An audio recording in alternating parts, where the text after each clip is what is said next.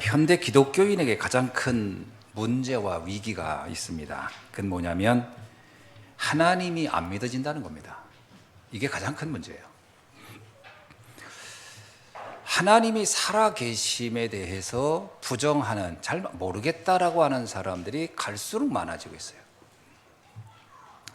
하물며 성령의 역사 못 믿겠다, 이건 더 당연하겠죠. 그리고 또 기도의 응답도 잘 모르겠다, 이런 분들이 갈수록 많아지고 있습니다.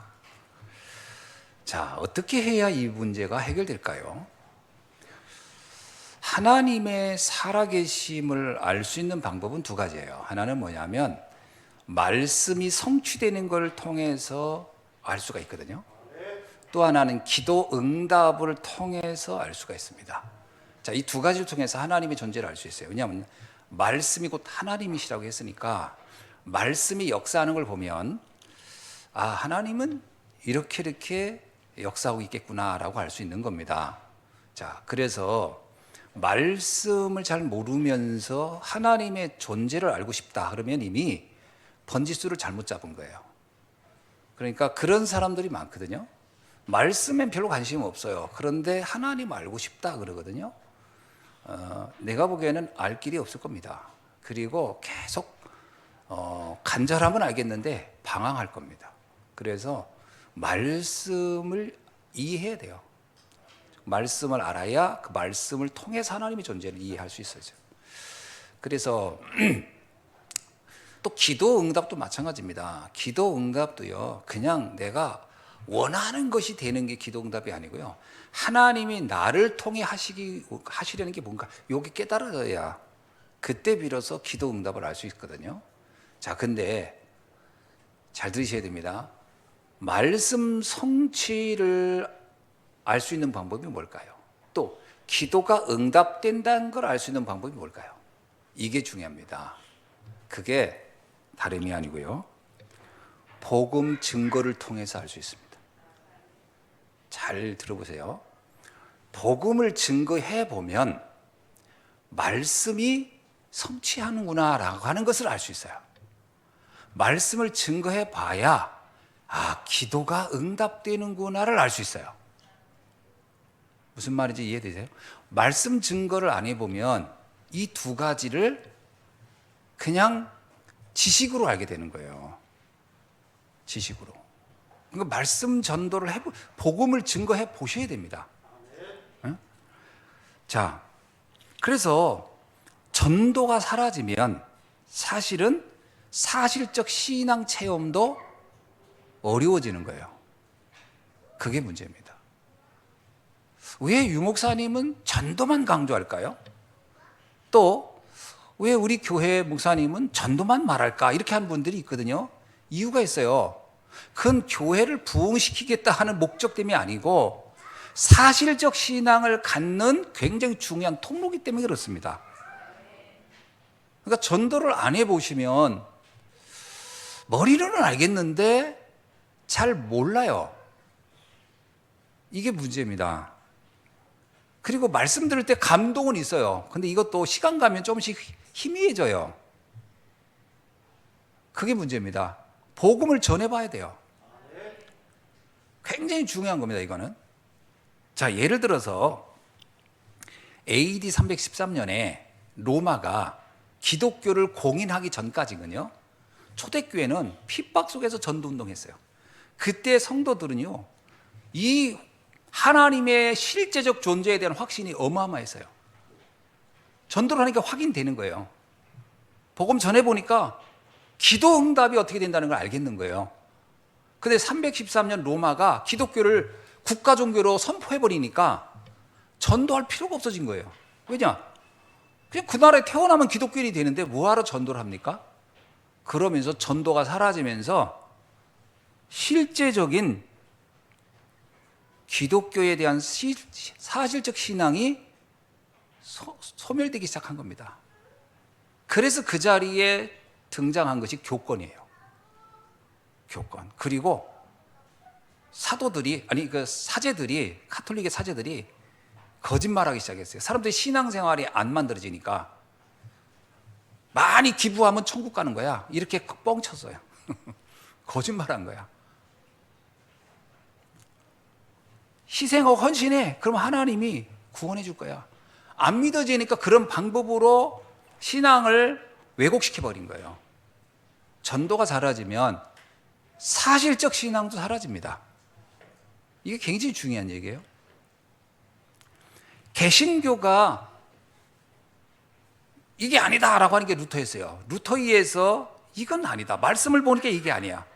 사실 그러면서요, 종교개혁은 엄밀하게 말하면 말씀 회복이었어요. 성경을 못 읽게 하는 카톨릭에 대해서 대항한 겁니다. 그래서 말씀 회복이 시작돼가지고 사람들이 너도 나도 성경 읽으면서 아, 성경 말씀이 이런 거였구나 이렇게 된 거예요.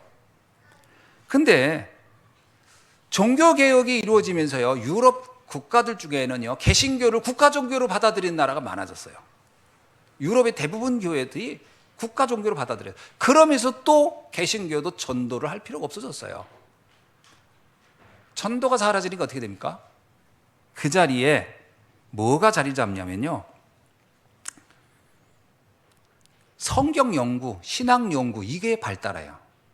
그러니까 성경 연구, 신학 연구 발달하니까 훌륭한 신학자는 유럽에 굉장히 많이 나왔어요. 근데 그 신학자들이 세워지면서 어떻게 되냐? 교회는 점점 소멸해 갔어요. 전도를 안 하니까요. 지금 독일은 어떤 줄 아십니까? 독일은요, 독일에서 목회자가 딱 되면요, 생활 걱정 안 합니다. 왠 줄 아세요? 정부에서 돈이 나옵니다. 공무원처럼. 독일 국민들은 8.5%의 종교세를 다 내요, 의무적으로. 여러분들이 만약에 독일에 살면요, 여러분 세금에서 주민세 빠지고 뭐 이것만 빠지는 게 아니라 종교세라서 8.5% 빠져요. 그러면 그 8.5%를 모아서 누구한테 주냐? 목회자한테 주는 거예요. 자, 목회자는 정부에서 생활비가 다 정상적인 공무원처럼 돈이 다 나옵니다. 전도를 하겠어요, 안 하겠어요? 할 필요가 없어요. 독일에서는 전도를 할 이유가 없어요. 독일에 그 기라성 같은 신학자들이 많은데 왜 신학자가 많은지 아세요? 전도를 하지 않은 게 앉아가지고 성경 연구만 하는 거예요. 그래서 독일에 유명한 신학자가 그렇게 많은 거예요. 그럼 독일 교회는요, 다 사라졌어요. 왜? 이유는 뭔지 아세요? 전도를 안 하면 하나님이 살아 계심을 체험할 수 있는 현장이 없는 거예요.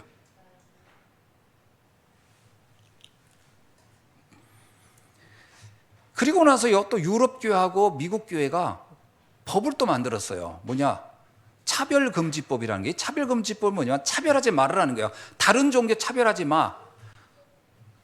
여성, 남성, 동성 연애자 차별하지 마.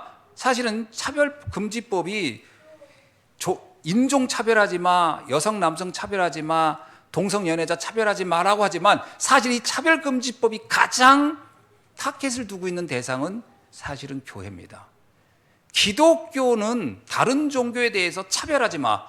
그래서 뭐냐? 전도하지 마. 차별금지법의 핵심은 전도하지 마입니다. 그래서 차별금지법이 통과된 나라는 전도가 불법입니다. 우리나라도 차별금지법을 지금 국회에서 계속 통과하려다가 포기되고 통과하려다 하는데 몇 명이 모자라가지고 안 되거든요. 이거 통과되는 날 우리는 전도하면 법에 걸립니다. 그러면 과태료 내거나 그거 과태료 한두 번 나왔는데도 계속하면 나중에 구속되고 이렇게 되는 겁니다. 미국에서는 전도하면요, 구속됩니다. 대놓고 하면. 이렇게 되니까 전도가 사라졌어요. 전도 사라진 나라 어떻게 됐어요? 교회가 다 죽어가는 겁니다. 왠지 아세요? 사람들을 교회에 데리고 오지 않아 죽는 게 아니에요. 성도들이 실제로 복음을 전해보지 않으면 이 말씀이 살아있다는 것을 확인할 수가 없다니까요. 복음은 책상에 앉아가지고 막 공부해가지고 체험되는 게 아닙니다. 복음은요, 현장에서 생명운동을 해볼 때 이 복음이 살아있구나가 확인되는 거예요. 많은 사람들은 복음에 대해서 어떻게 생각하면 이렇게 듣고서 그냥 아, 그렇구나 이러면 신앙생활이 될 것 같지만요, 의외로 이게 유지가 안 됩니다. 제가 참 감사한 거는 처음에 복음을 제가 듣고 났을 때 되게 충격이었어요. 이런 거였어? 라고. 근데 그때 감사하게도 전도 현장이 그때 많이 열렸어요. 뭐 귀신 들린 학생도 만나고요, 귀신 들린 청년도 만나고요, 뭐 하여튼 특이한 사람들 진짜 그때 많이 만났어요. 뭐 매일 밤에 이 처녀 귀신 나타나가지고 뭐 괴롭히는 분도 만나고, 영적 문제에 시달리는 사람은 그때 진짜 많이 만나. 근데 그분들에게 복음을 전하니까 이 문제가 해결되는 거예요. 그때 내가 깨달았어요. 아, 하나님이 살아계시구나. 이게 역사하는 거구나. 기도가 이렇게 엄청난 능력이 있구나. 그러니까 이 믿음이 변함이 없고, 이 믿음에 대한, 저는요, 전도하면서 가장 크게 혜택을 받은 사람은 저 자신입니다. 저 자신이 제일 많이 혜택 받은 것 같아요. 그렇게 막연했던 세계가 확실하게 이해됐어요. 야, 이거 영적 세계 정말 이거 어마어마하구나. 복음이라는 것은 엄청난 능력이 있고 파워가 있구나. 이걸 제가 체험했다니까요.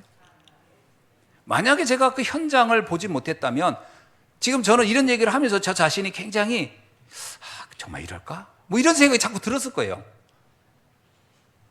실제 현장을 들어가 봐야 알 수 있습니다.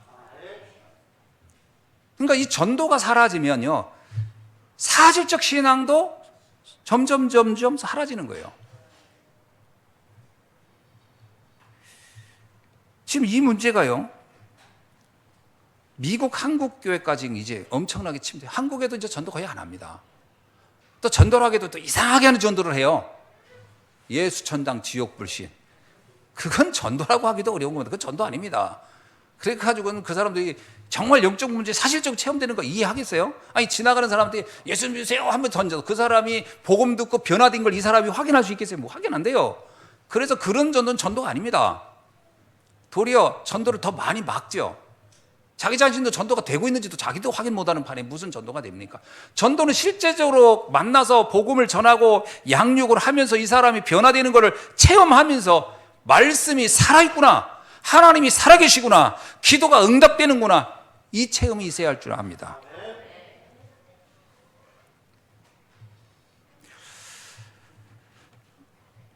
이것을 안 하면은 계속 말씀을 듣는 것이 나쁜 건 아닌데, 나도 모르게 시간이 가면서 교리화돼요. 지식화되는 거예요, 지식. 그리고 어느 날 보면 타성해졌고요, 매너리즘에 빠져요. 그리고 그냥 그런가 보다. 내 삶에 뭔가 역동적으로 일어나고 있는 말씀의 능력과 체험이 되질 않아요. 그러면 그냥 나도 모르게요, 교회의 생활, 교회 생활에 익숙해지는, 교회 문화에 익숙해지는 신앙인이 되어버린다니까요. 이거 굉장히 위험한 거잖아요. 저는 어렸을 때부터 교회를 나왔기 때문에 교회 문화가 저한테 너무 익숙해요. 교회가 그냥 편하고 재밌고, 그거하고 내가 하나님을 실제로 믿는 거하고는 다른 겁니다. 교회 왔더니 그냥 편하다, 이거는 그냥 교회라는 공간이 나한테 익숙한 거예요. 그거하고 진짜 하나님이 살아 역사하는구나 하고 하는 건 다른 얘기입니다. 이걸 막 섞여가지고 혼돈을 하면 안 돼요. 저는 교회 와서 신앙생활하고 이렇게 하는 게 목사로서는 좋죠. 그런데 또 한편은 걱정되는 거예요. 그게 문제가 아니고, 중요한 거는 하나님이 살아 계심과 기도가 지금도 응답되고 있음과 성령이 나와 함께함이 사실적으로 체험돼야 돼요. 그래야 흔들리지 않는 신앙이 됩니다. 그래서 여러분, 전도하는 것이 두려우면 안 됩니다. 절여하는 게 전도가 부담스러우면 안 돼요. 전도는 뭐부터 시작하는지 아세요? 어떻게 시작하냐면, 내가 저 영혼을 반드시 복음을 전하고 싶다라는 마음을 갖는 것부터 시작되는 겁니다. 그러면 그 상대를 놓고 생각하고 기도해주고 그러는 중에 사람이 관심을 갖게 있으면 어느가 타임이 보여요. 시간표가 옵니다. 사람이 그 사람에 관심이 없으면요, 그 사람이 지금 고민하고 있는지, 그 사람이 지금 나한테 뭔가를 원하고 있는지 전혀 알 수가 없어요. 부부도 그렇잖아요. 부부가 서로 관심이 있으면 부부가 나한테 뭘 원하는, 이 사람이 뭘 원하는지, 이 사람이 뭘 기대하는지 이걸 알지만, 관심이 없으면요, 아무리 사인을 보내줘도 몰라요. 똑같습니다. 현장에 대한 관심이 없으면요, 현장에서 막 사인을 아무리 보내줘도 관심이 없습니다. 어떤 사람 내 집에 놀러 와가지고 계속 떠나가지도 않고 이건 먹고 저거 먹으면서 계속 얘기해요. 잘 봐야 됩니다. 이 사람은 왜 갑자기 내 집에 와서 이렇게 안 가고 있어? 무언가를 좀 갈급해하고 무언가 나한테 원하고 있는 게 있는 거예요. 아니, 그런 걸 못 보고요, 계속 빨리 가. 그게 복음 전할 중요한 타이밍이 왔는 걸 알아야 되는데 현장에 관심이 없으면 말씀 안 전합니다. 하루 종일 누가 그러더라고요. 서울에서 부산까지 기차 타고 가는데 굉장히 친한 친구였대요. 계속 타고 근데 그 친구가 계속 신앙 얘기하고 그런 얘기. 교회를 안 다니는데 뭐 최근에 만났던 다른 사람이 신앙 얘기도 하고 하면서 그런 사람이 다 있어. 교회 왜 이렇게 열심인지 몰라. 그 얘기를 계속 하는데 자기가 너무 피곤해가지고 듣는 둥 마는 둥 했대요. 그래가지고 본인 생각이 있대요. 뭐 이렇게 교회 갑자기 안 하던 교회 이렇게 하지? 그러고 말았대요. 그러고도 끝났는데 올라올 때 따로 왔대요. 나중에 알고 봤더니 이 사람이 신천지 갔더래요. 자기가 그때 전하지 않아가지고. 나중에 그랬대요. 너 신천지 왜 갔어? 했더니 내가 이거 굉장히 영적으로 관심이 있어가지고 고민했는데 내가 그때 너 기차 타고 가면서 내가 대놓고 부끄러워서 말은 못했지만 너 좀 나 얘기 좀 해줬으면 하고 했는데 나 끝까지 잠만 자더라. 그런데 신천지 사람이 와서 말해주는데 나 이거 믿어야 되겠구나. 그래서 갔다 그러더라고요. 여러분 내 주변에서요 사인을 많이 보내줄 겁니다. 근데 관심 없으면 안 보여요. 실제 복음을 전해보면 절망 속에 있던 사람이 정말 소망을 갖고요, 좌절했던 사람이 다시 희망을 얻고 하나님 앞에 오고 변화되는 모습을 보면 말씀의 능력이 이런 거였구나 체험하게 될 겁니다.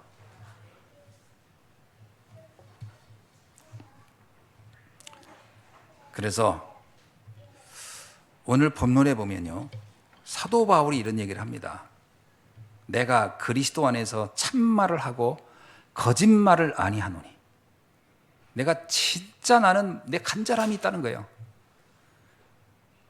나에겐 큰 근심이 있는 것과 마음에 그치지 않은 고통이 있는 것을 내 양심이 성령 안에서 나와 더불어 증언하노라. 이 말을 잘 읽어보세요. 이 바울에게는 큰 근심과 고통이 있는 거예요. 무슨 근심과 고통일까요? 우리는 신앙생활하면서 근심과 고통이 없어져야 된다고 하지만 바울은 내가 지금 큰 근심과 고통이 있대요. 왜 근심과 고통이 있느냐 하면 그 다음에 나옵니다. 나의 형제 곧 고륙의 친척을 위하여 내 자신이 저주를 받아 그리스도에게서 끊어질지라도 원하는 바로다. 내 친척, 내가 아는 사람 중에 복음을 모르는 사람들이 있어서 그들을 살리고 싶은 마음이 너무 간절해서 내가 너무 지금 고통 속에 있다, 근심 속에 있다, 이렇게 표현하는 거거든요. 이런 표현은 왜 그럴까요? 바울이 교회 부흥시키려고 이렇게 간절한가? 이 얘기가 아닙니다. 영혼에 대한 그 안타까움을 가지고 있는 거예요. 왜? 바울은 뭐를 하고 있죠?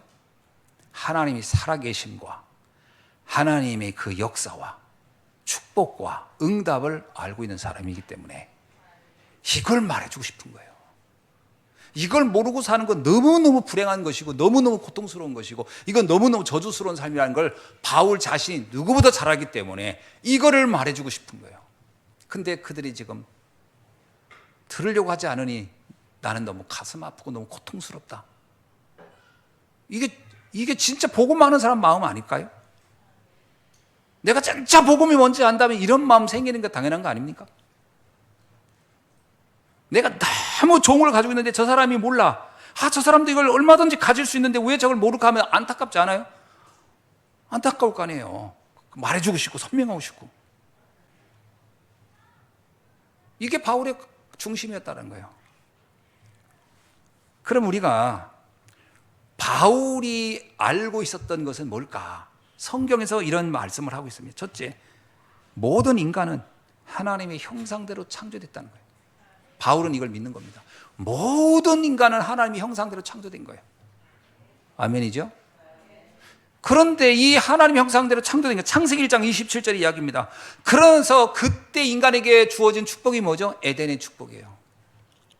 에덴의 축복이 모든 인간에게 주어진 삶이에요. 그런데 이스라엘을 보니까 에덴은 고사하고 이건 지옥처럼 살고 있는 거예요. 왜 그럴까요? 이 복음을 몰라서. 왜 복음을 모르면 저렇게 될까요? 창세기 3장 1절 6절입니다. 사단에게 속아 원죄에 빠진 이후에 인간의 삶은 완전히 무너진 거예요. 그게 이스라엘의 모습이구나. 이걸 바울이 본 겁니다. 주변 사람들의 삶을 보면서 여러분이 조금만 깊이 들어가 보면요, 사람들은 고통 속에 있습니다. 그게 보여야 돼요. 와, 저 고통. 그 고통인데 사단은 이렇게 얘기했어요. 네가 스스로 하나님 줬는데 그 고통을 네가 노력해서 해결할 수 있어. 그게 사단이 준 속임수인데 그게 정답이라고 여기고 거기에 다 사람들이 좀 빠져 달려가고 있는 거예요. 그렇게 안 돼요.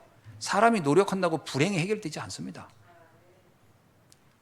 이스라엘 사람들도요, 얼마나 열심히 산 사람이고 이스라엘이 얼마나 열심히 살았습니까? 근데 이스라엘에게 다가온 건요, 노예, 포로, 속국, 방랑, 디아스포라, 흩어진 민족, 2000년간 나로지. 왜냐면 그들은 그렇게 똑똑하고 그렇게 잘났는데 현실적으로 다가오는 게 계속 재앙이 계속 오는 거예요.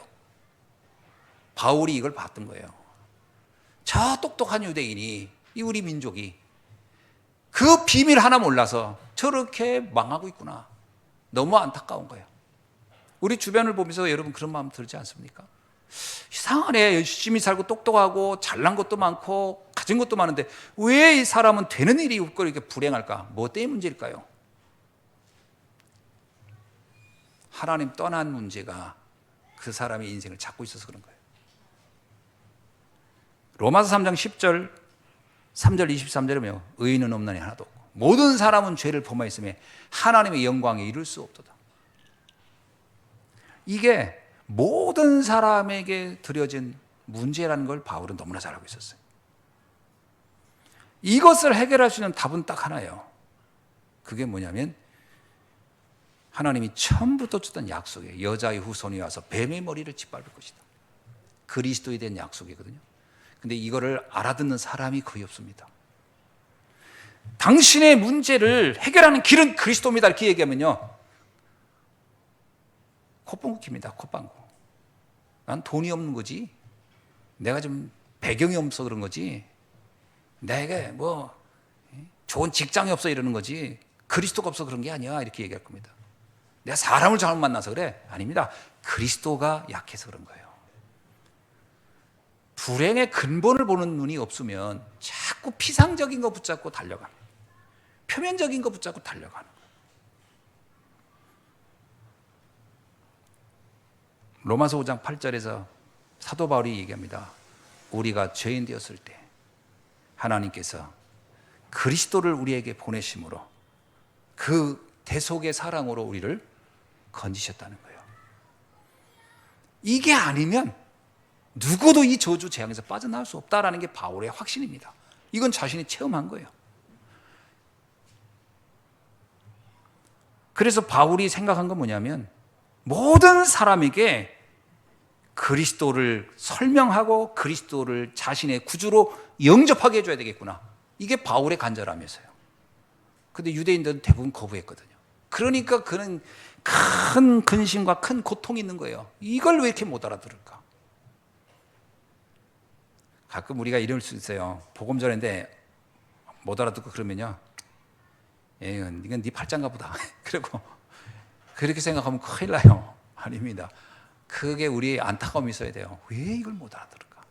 거기서 우리는 기도가 나오는 거고요. 그때 기도 응답을 보게 되는 겁니다. 하나님이 어떻게 역사하는지 보게 됩니다. 로마서 10장 9절로 10절이 이렇게 나오잖아요. 마음으로 믿어 의에 이르고 입으로 시인하여 구원에 이르느니라. 다른 게 필요하지 않습니다. 진짜로 예수가 그리스도로 우리의 문제를 해결하고 오신 분이라고 믿으면 되고요. 그걸 영접하면 되는 거예요. 요한복음 1장 12절에도 영접하는 자 그의 이름을 믿는 자들에게는 하나님의 자녀가 되는 권세를 주셨느니라. 이게 뭔가 많은 걸 해야 되는 게 아닙니다. 그냥 믿으면 되는 거거든요. 근데 이게 너무너무나 쉬우면서도 놀라운 건데 이게 비밀이라 사람들은 뭔가 열심히 한 결과를 원하지 그냥 믿음으로 된다 그러면요, 이거를 대수롭지 않게 생각하는 거예요. 이건 공짜가 아닙니다. 우리가 어떤 거를 지불해도 구원을 얻을 수 없어요. 그래서 하나님은 우리가 어떤 걸 지불할 수도 없기 때문에, 우리의 생명을 지불한다고 해도 구원을 얻을 수 없기 때문에 하나님이 그리스도를 대신 보내신 거거든요. 그래서 요한일서 5장 11절로 13절은요, 하나님의 아들의 이름을 믿을 때 영원한 생명이 우리에게 주어진다. 이렇게 믿을 때. 이걸 사람들이 잘 모른다는 거예요. 믿을 때 내게 생명이 있음을 알게 하려 함이라. 자, 이것을 바울이 너무나 잘 알고 있었기 때문에 이 복음을 전하고 싶었던 겁니다. 특히 로마서 8장 31절로 39절은 하나님의 절대적 사랑에 대한 이야기를 합니다. 뭐라고 얘기하냐면요, 에베소서 1장 3절로 5절을 보면 하나님은 우리를 창세 전에 택했기 때문에 불렀다는 거예요. 여러분 믿으십니까? 여러분은 하나님이 창세 전에 이미 택했던 사람이라는 것을. 아멘? 아니, 성경에 그렇게 되어 있어요. 그러니까 여러분은 하나님이 계획 속에 있었다는 거예요. 우리가 태어나기도 전에 태어날 구원받을 자로 하나님이 예정했었다는 거예요. 로마서 16장 25절에 뭐라고 합니까? 영세전에 감추었던 것인데 이제 우리에게 나타나신 바 된 거예요. 영세전에 감췄던 그것을 지금 우리에게 알려준 것이 누구다? 하나님의 은혜예요. 영세전부터 감춘 걸 우리가 어떻게 알겠어요? 어제 감춘 것도 잘 못 찾은 판에. 근데 영세전에 감춰졌을 복음이. 근데 그걸 우리가 알게 된 건 뭐야? 하나님의 은혜로 알게 했다. 그러니까 우리가 보통 사람은 아니에요. 하나님은 창세전에 나 택했고 영세전에 숨겼던 복음을 우리에게 알게 해줬으니까요. 오늘 로마서 9장 11절은 뭐라고 얘기하냐면요, 우리가 이렇게 하나님께 선택받은 것은 11절에 보니까 이렇게 나와요. 우리가 무슨 선이나 악을 행하지 아니할 때에 택하심을 따라 된 거. 이거 뭐예요? 선이나 악이나 행하지 아니할 때가 뭐예요? 창세전이라는 뜻이에요. 우리가 무슨 선도 악도 뭔가 모를 때 창세전에 하나님이 우리를 택했어요. 근데 하나님의 뜻이 행위로 말미암지 않고 오직 부르시는 이로 말미암아 서게 하려 함이라. 이게 뭐냐면 우리가 어떤 구원받을 만한 행위를 했더니 나를 구원한 게 아니고 우리의 행위와 상관없이 하나님의 우리를 택하신 분의 그 뜻에 따라서 우리를 선택해버렸다는 거예요. 저는 이게 맞는 것 같아요. 아무리 생각해도. 가끔 이런 때가 있어요. 어떻게 내가 이 복음을 알았지라고 생각하면 나보다 잘난 사람이 세상에 참 많고 괜찮은 사람 세상에 많은데 왜 하필이면 날까라고 생각해보면요, 하나님의 그냥 선택이었구나, 그런 생각이 들어요. 행운이죠. 하나님께 선택받았으니까. 이거에 대해서 뭐라고 표현하냐면 이렇게 나옵니다. 로마서 9장 12절로 13절을 보면요, 굉장히 재미나요. 자, 이삭의 부인 리브가에게는 쌍둥이가 있었는데 쌍둥이를 뱄어요. 쌍둥이를 뱄었는데 하나님이 그 먼저 난 자가 나중 난 자를 섬기도록 해버렸다, 이렇게 나와요. 그건 하나님이 태중했을 때 선택해버렸다는 거예요. 그래가지고 쌍둥이가 나왔는데 먼저 태어난 것은 에서고 나중에 태어난 건 야곱 아닙니까? 근데 왜 하나님은 에서를 선택하지 않고 왜 야곱을 선택했습니까? 라고 묻지 말아라. 그건 하나님이 그냥 야곱을 선택한 거야. 얘기한 거예요. 이건 하나님이 절대 주권이라는 거예요. 이 얘기는 무슨 얘기입니까? 너희들도 왜 저를 선택했습니까? 묻지 말아라. 하나님의 절대 주권이다. 우리의 행위 때문도 아니고 우리가 뭐 잘나서도 아니고 그냥 하나님이 우리를 선택했다는 거예요. 마치 하나님이 에서가 아니고 야곱을 선택하듯이. 그래서 나저는 내가 야곱은 사랑하고 에서는 미워하였다 하는 것을 너희들이 알고 있느냐 이 말이에요. 그냥 선택한 거예요. 오늘 야곱처럼 선택받은 거 진심으로 축하드립니다. 그렇죠? 아무리 생각해도 신기하죠? 왜 날까? 이런 생각 해보셨어요? 많고 많은 사람 중에 왜 하필이면 내가 어떻게 이 복음을 알았을까? 하나님의 절대적인 은혜예요. 이걸 뭐라고 표현하면 하나님의 절대적 사랑이라는 거예요. 그래서 우리가 구원받은 게요, 내가 뭐 잘나서 받은 게 아닙니다. 하나님이 전적인 은혜로 주어진 거예요. 로마서 8장 33절에 이렇게 얘기해보세요. 누가 능히 하나님께서 택하신 자를 고발하리요 의롭다 하시니는 하나님이시니라. 하나님이 우리를 택하셨고 하나님이 우리를 의롭다고 하셨다는 거예요. 그래서 에베소서 2장 8절도 이렇게 얘기하잖아요. 우리가 믿은 게 우리의 노력으로 믿은 게 아니라 그의 은혜로 인하여 믿음으로. 여러분이 제가 예수가 그리스도로 믿어지네요, 이거는 여러분이 의지가 아닙니다. 감리교에서는 의지라고 하거든요. 감리교는 알미니안주의라고 해서 하나님이 우리에게 구원자를 보냈고 우리는 그 구원자를 내가 의지로 선택해서 믿고 그래야 구원받는다라는 게 알미니안주의의 사상이에요. 그럴듯하죠. 하나님이 구원자를 보냈고 내가 그 구원자를 내가 알아서 믿었다는 거예요. 그런데 감리교는 그렇게 얘기하는데 장로교의 칼빈은 그렇게 얘기하지 않았어요. 에베소서 2장 8절을 가지고 얘기를 하기를 뭐라고 하냐, 우리가 믿은 것도 우리의 의지가 아니고 하나님의 은혜의 결과다. 저는 그게 맞습니다. 에베소 2장 8절 보세요. 너희는 그 은혜에 의하여 믿음으로 말미암아 구원을 받았으니 이것은 너희에게서 난 것이 아니요 하나님의 선물이라. 이게 하나님의 절대 사랑이에요. 그러니까 왜 사도 바울이 간절하게 그 근심과 고통이 있는 줄 아세요? 하나님은 이스라엘을 왜 사랑하고 하나님을 부르시고 그들을 구원하려고 했는데 이들이 그 사랑의 하나님의 선택과 하나님의 구원의 그거에 대해서 이들이 전혀 깨닫지 못하니까 바울의 입장에서는 그냥 가슴 아픈 거예요. 왜 이 은혜를 저들이 모를까? 왜 은혜를 저들이 깨닫지 못할까?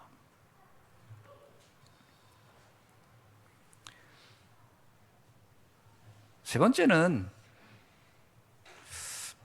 우리의 미래를 놓고 우리에게 정확하게 말씀해 주고 있습니다. 뭐라고 얘기하냐면요, 로마서 9장 6절에 보니까 한번 볼까요? 6절에 보니까 그러나 하나님의 말씀이 폐허진 것은 아니다. 그렇다고 하나님의 말씀이 없어진 거냐? 그렇지 않다는 거예요. 이스라엘에게서 난 그들이 다 이스라엘이 아니요. 바울이 생각한 거예요. 하나님이 이스라엘을 선택했다고 해서 이스라엘 사람이 다 믿을 줄 알았는데 안 믿는 거 보니까 그게 도대체 뭘까? 왜 그럴까? 봤더니 그게 이스라엘이라고 해서 다 이스라엘, 진짜 이스라엘은 따로 있었다는 거예요. 참 이스라엘은 따로 준비되어 있구나. 이걸 바울이 깨달은 거예요. 어떻게 다른 이스라엘이 있단 말입니까? 로마서 2장 28절 29절에 보니까 이런 말씀이 있어요. 표면적으로 할례를 받았다고 해서 그가 유대인이냐? 아니라는 거예요. 할례를 받았다, 혈통이 유대인이라고 해서 유대인이냐? 아니라는 거예요. 진짜 마음의 할례를 받은 그가 진짜 이스라엘인이라. 이게 무슨 말일까요? 바울이 생각해 본 거예요. 유대인으로 태어났으니까 다 하나님의 구원을 받을 줄 알았더니 그렇지 않은 거예요. 그 바울이 그럼 하나님 말씀이 잘못됐나? 가만히 보니까 아닌 거예요. 하나님이 말하는 이스라엘은 꼭 혈통을 따라서 된다는 말이 아니구나. 언약을 이해한 사람이 곧 이스라엘이란 말이구나. 오늘 이곳에 있는 여러분이 이스라엘인 겁니다. 무슨 말인지 이해되세요? 그래서 하나님의 말씀은 폐해진 게, 바뀐 게 아니고 없어진 게 아니라는 거예요. 그 말씀은 동일한 거예요. 단지 이스라엘의 의미가 잘못 해석했을 뿐이다, 이런 말이에요. 로마서 9장 7절이에요. 아브라함의 씨라고 하여 하나님의 씨가 아니다. 이삭의 언약을 전달받은 사람이야말로 참 씨다. 이게 무슨 얘기입니까? 아브라함에게는 아들이 둘이 있었어요. 하나는 이스마엘이고 하나는 누구예요? 이삭이고. 근데 둘 다 아브라함의 씨야. 아브라함의 자녀란 말이에요. 아브라함이 아버지니까. 그런데 하나님은 이스마엘에게는 하나님이 역사를 하지 않고 이삭에게 언약을 줬어요. 그게 뭐냐? 언약을 이해한 사람이 결국 하나님의 씨가 되는 것이다. 혈통이 아니라는 거예요. 그래서 저 이스라엘 땅에 있는 저 유대인이라고 해서 하나님의 자녀냐? 아니라는 거예요. 언약이 이해된 사람이 하나님의 자녀니라. 오늘 여러분이 예수가 그리스도라고 믿어지십니까? 여러분이 새 이스라엘인 줄로 믿습니다. 그러니까 바울이 이 근심과 고통이 어떻게 됐을까요? 바뀐 거예요. 그렇구나. 이런 의미가 있었구나. 이걸 깨달았다는 거예요. 로마서 9장 8절은요. 육신의 자녀가 하나님의 자녀가 아니요 오직 약속의 자녀의 씨로 여김을 받았느니라. 그래서 우리가요, 육신의 자녀와 약속의 자녀는 다르다는 거예요. 저는 가끔 이걸 놓고 우리 렘넌트를 생각해 봅니다. 우리 자녀들에게 내가 육신의 자녀는 자녀지만 언약의 자는 또 다르다는 거예요. 어떻게 해야 될까요? 육신의 자녀로의 관계만 만족하면 안 돼요. 언약의 자녀가 되도록 해줘야 돼요. 그래서 여러분, 자녀를 새로운 피조물에 다시 낳아야 됩니다. 말씀으로 다시 낳아야 돼요. 몸으로는 낳을 수 있어요, 육신의 자녀를. 그러나 그거로 만족해서는 안 돼요. 내가 내 몸으로 난 자녀지만 이 자녀들이 영의 자녀가 되도록, 언약의 자녀가 되도록 하는 건 우리의 준 사명이라는 거예요. 이게 전도자의 중심입니다. 저는 우리 후대를 놓고 육신의 자녀이니까 그냥 그로 만족하면 안 돼요. 영적 자녀가 되도록, 언약의 자녀가 되도록 해줘야 됩니다. 그래야 영적 세계를 알고 영적 축복을 누리며 세상의 정복자로 살아갈 수 있는 줄 믿습니다. 그죠? 육신의 자녀로서도 부모가 잘 해주죠. 좋은 것 입히고 좋은 학교 보내주고 싶고 잘 키우고 싶은 게 부모 마음 아닙니까? 그거 가지고는 한계가 있어요. 어떤 한계, 영적 문제 올 때 그거 가지고 목마가요. 부모가 옆에 있어도 자녀에게 오는 영적 문제는 쳐다보면서 그냥 가슴 아플 뿐이지 해결 못 해줘요. 본인이 영적인 자녀가 되어야, 본인이 언약의 자녀가 되어야 그 영적 전쟁에서 승리할 수 있는 자녀가 될 줄 믿습니다. 이게 우리가 자녀를 영적으로 다시 세워야 되는 거예요. 이해되십니까? 자칫 잘못하면요, 육신적으로 낳은 것에 만족할 수가 있다니까. 나중에 그 자녀가 영적 문제 올 때는 어떡할 거예요? 옆에서 그냥 가슴 아파하면서 어떡하나 이렇게 괴로워만 하고 말 겁니까? 그걸 이겨낼 수 있는 답을 줘야 돼요.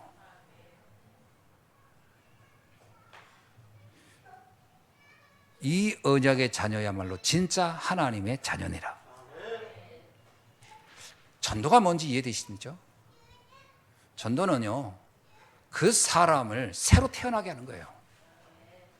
전도는 교회로, 표면적으로는 교회에 와서 말씀 듣게 하는 거지만 이면적으로는요, 언약의 자녀 되게 하는 거예요. 약속의 자녀 되게 하는 거예요. 영의 자녀가 되게 하는 거예요. 그래서 하나님의 전적인 보호 속에 살도록 도와주는 것이 바로 우리가 하는 전도의 목적입니다. 바울이 이 고백을 하고 있는 거예요. 지금까지 바울이 무슨 생각이냐면, 유대인들이 가장 큰 착각이 이거였구나. 우리가 그냥 표면적으로 하나님의 백성이라는 그 자체만 가지고 만족하고 있는 그 모습을 보면서 저래 가지고는 안 되겠구나라고 본 거예요. 결론적으로 말씀드립니다. 오늘 4절로 5절에 보면 이런 말씀이 있어요. 그들은 이스라엘 사람이라. 이제 지금 이스라엘 백성이 뭐가 문제인지를 말하는 거예요. 그들은 이스라엘 사람이라. 그들에게는 양자됨과 영광과 언약들과 율법을 세우신 것과 예배와 약속들이 있고 조상들도 그들의 것이요 육신으로 하면 그리스도가 그들에게서 나셨으니 그는 만물 위에 계셔서 세계에서 찬양을 받으실 하나님이시니라. 아멘. 이게 무슨 얘기냐면요, 유대인들에게 주어진 축복은 어마어마했다는 거예요. 선택된 양자의 민족이요, 언약을 받은 민족이요, 율법을 받은 민족이요, 예배의 축복을 받은 민족이요, 택함을 받은 민족의 조상을 둔 민족이요, 육신적으로는 그리스도가 온 민족이요. 엄청나죠? 그런데 실제는 어디냐? 포로되고 속국되고 디아스포라 된 거예요. 왜 그랬을까? 이면적 세계의 비밀을 몰랐기 때문에. 우리가 잘못하면 이런 거 있었거든요. 저는 우리 아버지가 목사님이고 또 우리 아버님이 장로님이고 또 우리 집은 늘 예배도 드리고 우리 집은 늘 찬양이 있고 또 우리 집엔 늘 예배도 드리고, 그러면 뭐 저는 하나님 축복 받겠지, 이렇게 생각하면요, 이게 유대인들이 가지던 신앙관하고 되게 비슷한 거예요. 유대인들이 그렇게 생각한 거예요. 뭐 내가 유대인으로 태어났고 우리 조상들은 믿음의 조상이고 우리 조상을 통해서 그리스도가 왔고 뭐 그냥 이렇게 살면 되지 뭐. 이게 축복받은 거 아니야? 그런데 현실은 뚜껑을 열고 보니까 유대인들은 끊임없는 학살을 당하고 포로가 되고 속국이 되고 유리방랑하는 민족인 거예요. 바울이 본 거예요. 그들이 정말 중요한 영적 세계를 이해를 못했구나. 언약을 이해 못했구나. 약속의 자녀요, 약속의 말씀이 주어졌는데 이것을 이들이 대수롭지 않게 여겼구나.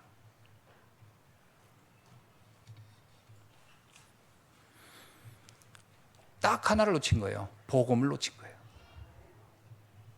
그 결과가 너무 참담했던 거예요. 이걸 사도 바울은 너무나 잘 알고 있는 거예요. 자신이 유대인 중에 유대인이었잖아요. 바리새인 중에 바리새인. 그들이 얼마나 껍데기로 가득 찼는지를 알고 있는 거예요. 저렇게 신앙생활하면 결과가 비참할 거라는 걸 너무 잘 알고 있는 거예요, 바울이. 저건 아니다. 경건의 모양은 있는데 경건의 능력이 없는 것과 똑같은 거예요. 이게 바로 돼야 된다. 이게 바울의 간절함이었어요. 여러분, 오늘 다시 한번 우리가 말씀의 능력을 믿는 귀한 시간 되길 바랍니다. 우리가 말씀의 비밀을 정말 체험하려면요, 현장으로 들어가 보셔야 돼요. 그러면 생각이 바뀔 겁니다. 복음 전해보세요. 생각이 달라질 겁니다. 내가 알고 있던 복음이 이 정도였어? 이렇게 느낄 겁니다. 복음이라는 게 이런 거였어? 이렇게 고백하게 될 거예요. 안 해보시면 다 아는데 다 아는 것 같은 겁니다. 희한하게 복음이라는 게 들으면요, 머리로는 다 알 것 같아요. 내가 우리 랩런트 걱정되는 게 그거예요. 하도 어릴 때부터 들어가지고 다 아는 것 같을 거란 말이에요. 꼭 고등학교 2학년 때문에 이러잖아요. 나 다 컸어. 나는 나 스스로 독립해서 살 수 있을 것 같아. 부모님들 관여하지 마세요. 아무것도 관여하지 마세요. 그래요. 그 정작 내보내보세요. 사나. 집 나가면 뭐라고요? 개고생. 그때 비로소 알아. 이게 현실과 다르구나. 이게 실제는 다르네. 이렇게 될 겁니다. 이게 머리로 하는 이론과 실제는 달라요. 자칫하면 우리 신앙이 이론으로는 다 알 것 같은데 실제로는 이게 안 된다고 말이에요. 그 갭을 메꾸려면 뭐 해야 되냐? 복음 전해봐야 돼요. 진짜 말씀 붙잡고 딱 언약 잡고 희미한 말씀이라도 붙잡고 복음 전해보세요. 어떤 역사가 일어나는지. 그때 비로소요, 이런 고백을 하게 됩니다. 내가 왕같은 제사장이요, 기이한 빛을 전하는 선지자로 하나님이 나를 택하셨구나. 하늘과 땅의 모든 권세를 가진 주님이 지금 나와 함께하는구나. 이걸 체험하게 될 겁니다. 그래야말로 여러분의 말 한마디 한마디가요, 이게 이제 능력을 실어서 나가는 거예요. 그래야 현장 살려낼 수 있어요. 안 그러면 어느 날 보면요, 믿음이 흔들흔들. 다 아는 것 같은데 이게 뭔가 모르게끔 힘이 없는 거예요.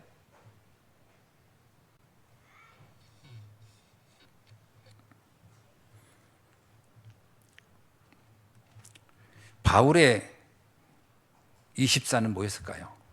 오늘 본문에 보면 알지만 바울의 24는요, 민족 복음화와 세계 복음화였어요. 그렇죠? 내 혈육이 어느 정도까지 간절했냐면 이렇게 나옵니다. 3절을 보면요, 바울이 어느 정도까지 간절했는지, 나의 형제 곧 고륙의 친척을 위하여 내 자신이 저주를 받아 그리스도에게서 끊어질지라도 원하는 바로다. 야, 이게 무슨 얘기냐면, 내 백성이 구원을 받을 수만 있다면, 내 가족과 내 형제들이 구원을 받을 수만 있다면, 내가 차라리 저주를 받는 한이 있어도 나는 기꺼이 그것을 선택하겠다. 이게 얼마나 간절했다는 얘기입니까? 내가 지옥 가는 한이 있어도 이들은 내가 천국 보내고 싶어. 이런 마음과 같은 거예요. 이게 바울의 마음이야. 이게 전도자의 마음 아닐까요?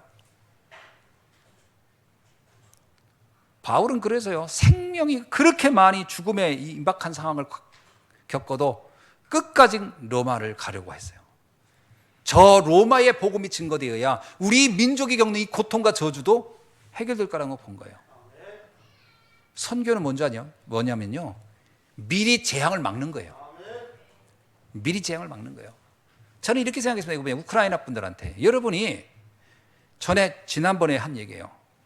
여러분이 러시아에 복음을 전하지 않았으므로 인해서 온 저주다. 복음 전했어야 된다.